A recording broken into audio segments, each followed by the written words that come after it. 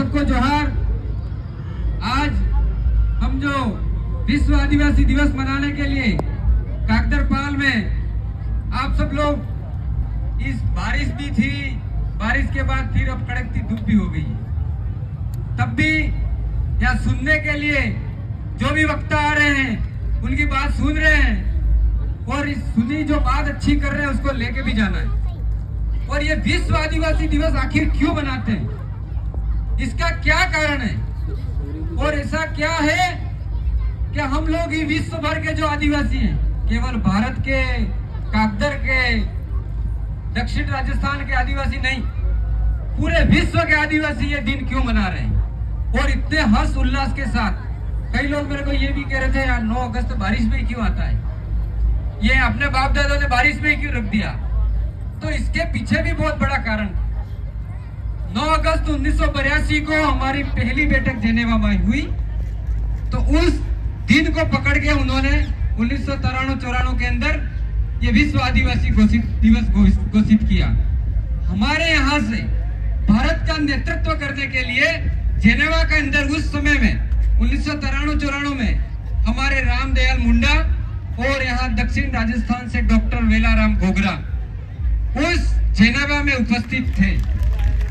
लेकिन हमारे लोगों को अभी वो भूलते जाएंगे कौन है क्या नहीं है, वो चले जाएंगे इस दुनिया से, इसके बाद उनकी मूर्तियां लगाएंगे या फोटो लगाएंगे। तो हम पूर्वजों को नमन करते हुए ये बात कहता हूँ कि इन पूर्वजों ने जो किया है वो हमें आज ये जीते जी इनका अगर सहयोग किया होता तो आज आदिवासियों की स्थिति ये नहीं होती, आज आदिवासियों की स्थिति और कुछ होती। आज हम देख रहे हैं हमारी भारत सरकार ने हमारा जो मानगढ़ था राष्ट्रीय स्मारक का दर्जा नहीं दिया। क्यों, क्या रहा ऐसा? मानगढ़ को राष्ट्रीय स्मारक का दर्जा देते क्या दिक्कत थी? और आप एक चीज और देखना, मानगढ़ के लिए हमारे लोग जाते हैं, हर बार मेला करके आते हैं, लेकिन मानगढ़ को राष्ट्रीय स्मारक बनाने की बात कोई दूसरा सांसद करता है तो हमारे यहाँ के नेताओं को डूब मरना चाहिए, नहीं मरना चाहिए। हमारे यहाँ के सांसदों को धर्म और जाति से ऊपर उठ के कोई विचार नहीं करते। हमारे बच्चों की जो स्कूलें हैं उनकी छतों की क्या हालतें हैं वो बात नहीं करेंगे, क्या बात करेंगे? खाली धर्म धर्म धर्म। अब धर्म से हम लोग भी इसी तरीके से है भाई। आज आप लोग यहाँ बैठे हो, देश विदेश में कह रहे विश्व आदिवासी दिवस, लेकिन हमको तो कोई वनवासी बना रहा है। बना रहे कि नहीं बना रहे वनवासी? कोई क्या बना रहा है? आदिवासी का अस्तित्व खतरे में है और आप लोग जो बैठे हुए हो इन सब की जिम्मेदारी है। क्यों? हमने देखा हम आदिवासी को एक करेंगे, ये बीड़ा लेके 2016 से पहला आदिवासी दिवस हमने खेरवाड़ा में मनाया। अभी हमारे कोई साथी कह रहे थे यार अब की बार आदिवासी दिवस का क्या होगा? हम लोगों ने बोला जब तक हम जिंदे हैं तब तक तो इस आदिवासी दिवस को विधानसभा स्तर पर मनाते रहेंगे। कितनी भी दिक्कतें आ जाए, कितने भी लोग हमको खत्म करने के लिए लग जाओ, लेकिन मेला तो हम ही भरते हैं। हम क्यों भरते हैं? क्योंकि संवैधानिक हक अधिकार की बात करते हैं। आज संविधान खतरे में है तो संविधान की रक्षा करने के लिए कौन लड़ेगा? कौन लड़ेगा संविधान की रक्षा करने के लिए? हमको लड़ना है। आज हमारा जल जंगल जमीन खतरे में है, उसकी लड़ाई कौन लड़ेगा? हमको लड़नी पड़ेगी। क्योंकि नेताओं के भरोसे, पार्टियों के भरोसे ये देश चलने वाला नहीं है। हमने संगठन बना लिए, हमने पार्टियां बना ली, लेकिन पार्टी के नेता बना के दिल्ली तक भेज दिए, पर क्या कर रहे हैं? अपने घर की कोठियां भरने के अलावा हमारे समाज की कोई चिंता नहीं है। लेकिन मैं कहता हूं हमारे समाज को भी पार्टी का ज्यादा खतरा वो लगता है कि हमको तो पार्टी में जाना, पार्टी में जाना। विचारधारा क्या है हमारी? आज हम हमारी विचारधारा को, मूल विचारधारा को, आदिवासियत को भूल के हमारे नेता हमारे समाज को खत्म कर रहे हैं कि नहीं कर रहे?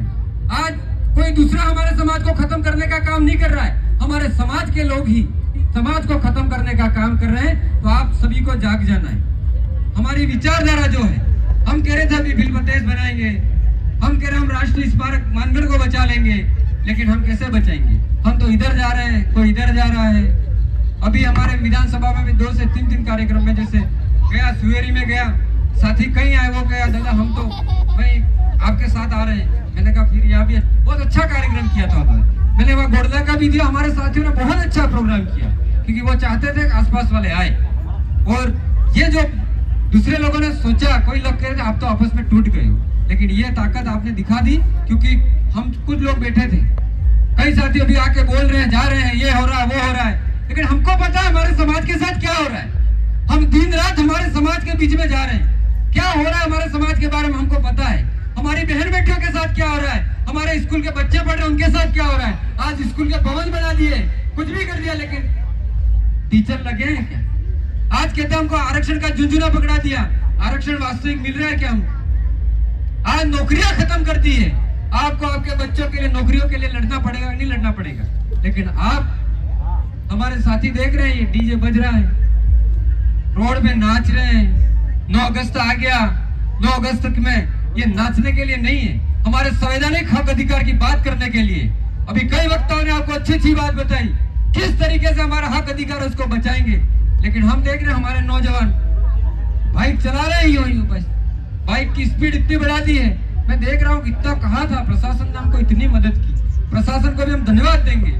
उन लोग ने कहा भाई हमको तुम्हारे समाज की चिंता है। कौन कह रहा है? प्रशासन कह रहा है। बच्चे स्पीड से बाइक नहीं चलाए, हथियार नहीं लाए, तो हमारे भाई अनुशासन रखा, हथियार नहीं लाए। और मैं उन ग्रुप वाले साथियों को बहुत धन्यवाद दूंगा कि आप लोगों ने जिस तरीके से अनुशासन बना के इस कार्यक्रम को इतना सफल बनाया। क्योंकि अब की बार आपको पता हो, मैं मेरे दिल की जो बात बता रहा हूँ, क्या बोला गया था पता है? आप उसकी बार आप आपके भरोसे कार्यक्रम करो। आप युवाओं ने अब की बार बता दिया कि हम भी कार्यक्रम कर सकते हैं। तो ये सब ये जो अभी नौजवान हैं, और नौजवान के मैं कह रहा हूं कि हम रहे या न रहे, आपको ये कार्रवाई इसी तरह से बढ़ाना है। कई लोग आएंगे आपको तोड़ने के लिए, लेकिन संवैधानिक हक अधिकार और ये विधानसभा स्तर पे ये कार्यक्रम कभी खत्म नहीं होना चाहिए, क्योंकि इसको तोड़ने की साजिश जो थी वो मैं समझ चुका हूं। मेरे अकेले से ये कार्रवाई नहीं चलेगा, क्योंकि मुझे अब पता चला मुझे तोड़ने वाले भी बहुत है, लेकिन घबराने की जरूरत नहीं। तुम्हारा आशीर्वाद हमेशा साथ रहता है और आपके लिए दिन रात ऐसे लोग लगेंगे, क्योंकि एक जाएगा दूसरे आएंगे। ये साथी जो लगे हुए हैं इनको भी धन्यवाद दूंगा कि भाई आपने आपकी ग्राम सभाओं को जिंदा रखा और ग्राम सभा के माध्यम से आप चल रहे हैं। लेकिन आज हमारे नाम जब पहली बार 2018 में 16 में आए, हमने क्या कहा? हम ग्राम सभा पे काम करेंगे। लोगों के बीच में दौड़ पड़े ग्राम सभा का, लेकिन हमारे नेता गए ग्राम सभा भूल गए। क्या लाए कि पार्टी को कैसे आगे बढ़ाए, उसके लिए कमेटियां बनाओ, कहा नहीं कहा। और हमारे कुछ साथी भी ऐसे थे बुद्धू, जो उसके पीछे ये बनाओ वो बनाओ, इस समाज को तोड़ने का काम कर रहे हैं कि नहीं कर रहे। इसलिए आप सब समझ जाना, हमारी जो रूढ़िगत ग्राम सभा है, उस ग्राम सभा के माध्यम से हमारे हक अधिकार की लड़ाई लड़नी पड़ेगी। आपने देखा, कहा 2018 से लगा के हमको कौन सा हक अधिकार मिल गया बताओ हमको। हम जब से इस बेल्ट के अंदर ताकत से मजबूती के साथ राजनीति में आए, तो राजनीतिक पार्टियां, दूसरी पार्टियों ने भी सोचा हमें हक अधिकार देना बंद कर दिया। हमारे से जो लेना था वो छीन लिया, हमारे से हमारी एमपीसी चली गई, हमारे से अभी नगर पालिका का भी बात चल रही है कि नहीं चल रही है, उसको भी हाईकोर्ट में जाके लड़ा, तब जाके हुआ। किसी नेता ने नहीं लड़ी है ये लड़ाई, किसी नेता के भरोसे मत रहना। इस समाज को आगे ले जाना है तो आपको ले जाना पड़ेगा, बाकी किसी पार्टी के भरोसे ये समाज नहीं चलने वाला है। ये चलने वाला है तो ये रूढ़िगत ग्राम सभा के जो मुखी हैं, इन मुखियों को वापस जिंदा करना पड़ेगा। और जो ये नए युवा नेता, नए साथी बैठे हुए हैं, अब की बार आप लोगों को सभी पार्टियों को लाथे मारने की जरूरत है, क्योंकि हमने देख लिया, हर को देख लिया। हमारे साथ टेबल पे आके जो मुखियों के साथ बात करेगी, जो पार्टी ग्राम सभा की बात करेगी, उसको अब की बार हम वोट देंगे। ये आप यहाँ से गांठ बांधो, ये राजनीतिक बात यहाँ नहीं करनी चाहिए ये कहोगे, लेकिन जेनेवा में बैठ के यही बात हुई थी कि हमारे हक अधिकार की बात जब आए तब आप अपनी आवाज उठाओगे। और यूएनओ में हमारी आवाज जारी है, लेकिन यूएनओ में हमारी सरकार क्या बोल रही है पता है आपको? भारत के अंदर आदिवासी नहीं रहता, भील तो खत्म है, उसकी संस्कृति हिंदू संस्कृति से मिलती है उसकी, तो हमारी संस्कृति कहाँ गई? कई लोग कहते हैं संस्कृति, ये संस्कृति अच्छी, वो संस्कृति अच्छी। संस्कृति के नाम से आदिवासियों को खत्म करने की जो साजिश है, आपको समझ जाना है। आपको ये जो लोग हैं वनवासी से स्वर्गवासी बनाने की तैयारी कर रहे हैं। इसलिए आप जो माता बहनें बैठी है, आपकी पूरी जिम्मेदारी है अपने बच्चों को ज्यादा से ज्यादा पढ़ाना है।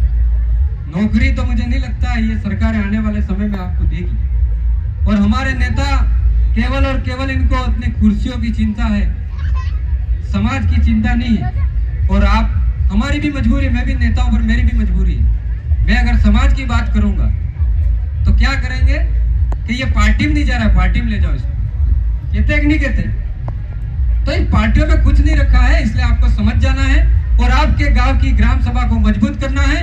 अपने अपने बच्चों को, मैं देख रहा हूँ कई एक्सीडेंट हो रहे हैं। मेरा एक भाई यहाँ पे मैं बैठने गया था, उनके पापा ने कहा कि मेरा बेटा एक्सीडेंट से मर गया। मैंने कहा कहाँ लगी थी? उन्होंने बताया यहाँ लगी थी। अगर उस भाई ने हेलमेट पहना होता तो आपके बीच में जिंदा होता कि नहीं होता? आज वो लोग भी यहाँ पे आपके बीच में बैठे होते कि नहीं होते?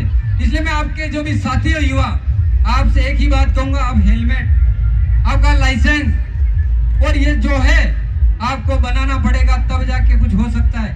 बाकी हम लोगों को कहीं कुछ हो जाता है, फिर कहते हैं यार आ जाओ इसने एक्सीडेंट कर दिया इसके लिए लड़े, फिर वहां भी हम भी निराश हो जाते हैं क्योंकि हमें संवैधानिक तरीके से लड़ना पड़ता है। इसलिए सभी माता बहनें, आपसे हमारा निवेदन है कि हमारी देश की राष्ट्रपति आदिवासी है, लेकिन वो भी आदिवासी बोलने के लिए तैयार नहीं है। तो आप समझ जाओ किसके भरोसे हमारा समाज है। इसलिए आपको आपकी आर्टिकल 244(13)(3) की ग्राम सभा गांव गांव में जाकर अभी बनानी पड़ेगी।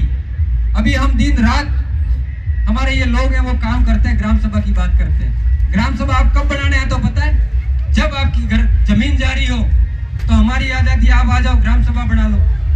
अरे राजनीति वाले नेताओं के चक्कर में दौड़ते हो, ये अभी बीजेपी की सरकार है, नानालाल जी बचा लेंगे। अरे वो सौदा करने में थे तो वो तुम्हारी जमीन बचाएंगे क्या? ये एमएलए ये बचा लेगा, तुम मेरे भरोसे आ जाओगे? मैं भी नहीं बचा सकता हूँ। ये बचाएंगे तो आपके संविधान में हक अधिकार मिला हुआ है। तो इस आर्टिकल 244(13) की ग्राम सभा और ये मुखी जो है उनको वापस आपको जीवित करना है और आपकी जो जमीन है वो बच सकती है। आप मैं बता दूं, आपके कोटड़ा में जमीन जा रही है। कोटड़ा के कई आदिवासियों को विस्थापित किया जा रहा है और कोटड़ा के उन्हीं लोगों ने, आप बूथ उठा के देख लोगे, सबसे ज्यादा वो जो वहां का विधायक अभी मंत्री है उसको वोट क्यों दिया था? क्योंकि ये हमारी जमीन बचाएगा, लेकिन वो ही आगे बढ़ के और हमारी जमीन बिकवा रहा है। तो ये समझ लो आप, ये लोगों को समझ लो, क्योंकि पार्टी है उसी को टिकट देती है जो गुलामी कर सकता है। कोई भी पार्टी हो, गुलाम लोग चाहिए पार्टियों को, बाकी ऐसी बात करने वाला नेता नहीं चाहिए। आप कोई कह देगा भाई ये कर दो, मैं तुम्हारे साथ खड़ा हूं। इसलिए सभी साथियों को मैं कुछ ज्यादा भी बोला हूं, माफ करना। माता बहनें, आपको आपकी जिम्मेदारी है। आपकी जो हम लड़ाई लड़ रहे हैं, ये अंतिम पीढ़ी बैठी है, अंतिम पीढ़ी की अंतिम लड़ाई लड़ी जा रही है। बाकी फिर तो आपकी समाधियां करने के लिए भी जगह बचने वाली नहीं, क्योंकि ये सरकार की निगाह है हमारी जमीन पे। मैं अभी पूरे भारत के अंदर साउथ में और सब जगह घूम के आया, वहां जाके देखा हमारे आदिवासियों की स्थिति यही है। और आप लोगों को मैं बता दूं कि मैं नागपुर के अंदर गया, इधर दीक्षा भूमि है नागपुर में, दीक्षा भूमि को भी देखा, उधर आरएसएस का हेडक्वार्टर है उसको भी जाके देखा। तो वहां पे जो उसका संचालक था उससे पूछा, उसने कहा मैंने कहा मैं आदिवासी हूँ। उसने कहा नहीं हम तो वनवासी, आपको वनवासियों के लिए बहुत काम करते हैं। मैंने कहा वनवासी का अर्थ क्या होता है और आदिवासी का क्या अर्थ होता है? तो उससे कहा मैं आपसे डिबेट करना नहीं चाहता। तो ये रणनीति जो नागपुर में बैठा हुआ आदमी कह रहा है कोई आदिवासियों को हम भला कर रहे हैं, अभी वो आपके बीच में पंचशील सिद्धांत लेके आपके बीच में आएंगे। पंचशील सिद्धांत के माध्यम से आपको किस तरीके से ठगा जाएगा। आपके ये नेता बैठे हैं, कोई बीजेपी का भी होगा, कुछ भी होगा, बुरा लगेगा आपको। आपके लोग अभी पंचशील सिद्धांत लेके आपके बीच में आएंगे। क्योंकि मैं वहां गया हेडक्वार्टर में, उसने कहा हम पंचशील सिद्धांत, मैंने कहा क्या है इसमें? वो कह रहे हम आदिवासियों के लिए हॉस्टल खोलेंगे, सब करेंगे। मैंने कहा अच्छी बात है हॉस्टल खोलोगे, लेकिन कौन सी शिक्षा दोगे? हमारी शिक्षा क्या है? आज हमारा एक अभी भाई बता रहा था हमको कई अच्छी शिक्षा की जरूरत है, ये है। तो वो लोग कैसी शिक्षा लेके आने वाले हैं? शिक्षा का निजीकरण होने वाला है। तो इसलिए इस सभी बातों को आपको ध्यान में रखना है, आप जाग जाना। और ये जो युवा साथी है, एक दिन के लिए रैली मत करना। जो आज दिल्ली में आपने देखा था, सरकार को हिला दिया कि नहीं हिला दिया? आप अगर ये भीड़ आपके हक अधिकार के लिए अगर कलेक्टर या कहीं बैठ जाओ तो आपका हक अधिकार मिल सकता है कि नहीं मिल सकता है? बिल प्रदेश का सपना पूरा हो सकता है कि नहीं हो सकता है? लेकिन हम तो 9 अगस्त के दिन खाली नाचने आ रहे हैं। ये नाचने का दिन नहीं है, हमारे संवैधानिक हक अधिकार बचाने का दिन है। और मैं उन साथियों को धन्यवाद दूंगा जिन्होंने कम टाइम के अंदर, बहुत कम टाइम के अंदर इस कार्यक्रम को सफल बनाने के लिए, और मैं उन हमारे वडीलों को भी धन्यवाद दूंगा। हमने जमीन ली थी, हम भरोसे थे कि हमारी जमीन पे अब की बार हम प्रोग्राम करेंगे, लेकिन हमारे ही भाइयों ने पद के लालच में, निजी स्वार्थ के लालच में हमारी पूरी जो जमीन थी उसको, वो क्या चाहते पता है, वनवासी के नाम से कर दूं। इस जमीन में कोई बड़ा दूसरा आदमी नहीं, अब ये दोनों भाई हैं, इस भाई को अध्यक्ष बनना है तो ये जाके सीए को डायरेक्ट मिल जाता है, नहीं मेरे को अध्यक्ष बना दो। अरे यार, अध्यक्ष मैं तुमको नेशनल लेवल का राष्ट्रीय अध्यक्ष बना दूं, यहाँ आ जाओ, यहाँ पे इन लोगों के सबके सामने उसको अध्यक्ष बना। लेकिन समाज के लिए क्या किया वो बता दो तुमको। समाज के लिए तुम 5 आदमी को इकट्ठा नहीं कर सकते हो, तुम तुम्हारे भाई को इकट्ठा नहीं कर सकते हो, क्या तुम घंटे समाज को इकट्ठा करोगे क्या? वही लोग हमारे समाज को तोड़ने के लिए आए। और उस जमीन के लिए मैं आपको बता दूं, अभी भी वो जमीन किसी आदिवासी ने नहीं दी, वो जमीन एक पटेल समुदाय के व्यक्ति ने हमको वो जमीन दी। हम क्या कहते हैं, दुश्मन कौन है? वो दुश्मन है, वो ऐसा करता है, फलाना करता है, लेकिन वो ही आगे बढ़ के आया। आज मैंने ये भी देखा, कई दूसरे लोगों ने कहा प्रवीण जी प्रोग्राम के लिए हमारे से पैसे ले जाना, हम पैसा देंगे, लेकिन हमारे नेताओं को कहा वो कितना चंदा देते पता? 500 रुपए। कितना? ठुक मरना चाहिए। इस कार्यक्रम के लिए अभी ये साथी है, इनको भी पता नहीं ये टेंट वाले का पैसा कैसे देंगे, डीजे वाले का पैसा कैसे देंगे। मेरा एक साथी था, वो कल कह रहा था मेरे को, यार मेरे पास तो प्रवीण जी खाली पैसे 23,000 आए हैं, अब कैसे करेंगे? मैंने कहा टेंशन मत ले, जब तक जिंदा है किडनी भी बेच डालेंगे, लेकिन समाज के लिए कुछ भी करके अपन चंदा तो पैसा लगा देंगे। इसलिए हम इस समाज के लिए जो आरएसएस के लोग हैं, जो हमारी एकता को तोड़ना चाहते हैं, उनसे हम भी संभल गए। हमको पता है कौन आरएसएस का है। वो भी मेरे पास आते हैं, कहते दादा यार वो गलत कर रहे हैं, वो मैं जानता हूँ। मैं एक व्यक्ति दिन में मैं 100 से ज्यादा लोगों को मिल जाता, अलग अलग विचारधारा, और कई पार्टियों के लोग आकर कहते हैं, मेरे साथी बैठे हुए सरपंच भी है, कई है, वो कहते हैं यार हम पार्टी में है, लेकिन प्रवीण जी बहुत वहां पे भी सेफ नहीं है। दूसरी यानी कांग्रेस, बीजेपी, कई के भी पार्टी के लोग वो कहते हैं हम सेफ नहीं है। और मेरे भाई क्या कहते हैं पता है? आप प्रवीण जी यार आप ज्वाइन नहीं कर रहे हो यार, क्या है यार, क्या लफड़ा है? अरे भाई ये पार्टियां गुलामी करवाती है, मेरे से गुलामी नहीं होती भाई। मैं किसी पार्टी की गुलामी में पट्टा नहीं पहन सकता। क्यों? क्योंकि अब हमारे यहाँ पे देखा आरएसएस के लोग घुस के 3 जगह प्रोग्राम कराने में कामयाब हो गए, 2 जगह हमारे लोगों को तोड़ने में। उन्हीं ने आगे किया इनको कैसे तोड़ा जाए। और वही लोग मेरे पास भी आए थे, प्रवीण जी अब की बार बड़ा प्रोग्राम मिठी मौड़ी में, हमारी जमीन है वहां नहीं होना चाहिए। मैंने कहा क्यों? अरे अभी नहीं होना चाहिए यार, अभी अपन जमीन खाते हो जाए इसके बाद। और पटेल जी तो कह ही नहीं रहे, और दिन रात ये हमारे साथी दौड़ रहे हैं पीछे पीछे। और मैं ये कह रहा हूँ नौजवान साथियों, कुछ बात नहीं, अगर अपने जमीन के लिए 20 लाख रुपए कम पड़ रहा है, आप लोग अगर इतने हजारों की संख्या में आ रहे हैं, 20 लाख रुपए क्या इकट्ठा करने में अपन को पसीना आएगा क्या? अपन 5 दिन के अंदर 20 लाख रुपए इकट्ठा कर सकते नहीं कर सकते? आपका 100 रुपए का पेट्रोल ही देना है, 100 रुपए एक दिन कहीं गाड़ी लेके नहीं जाना।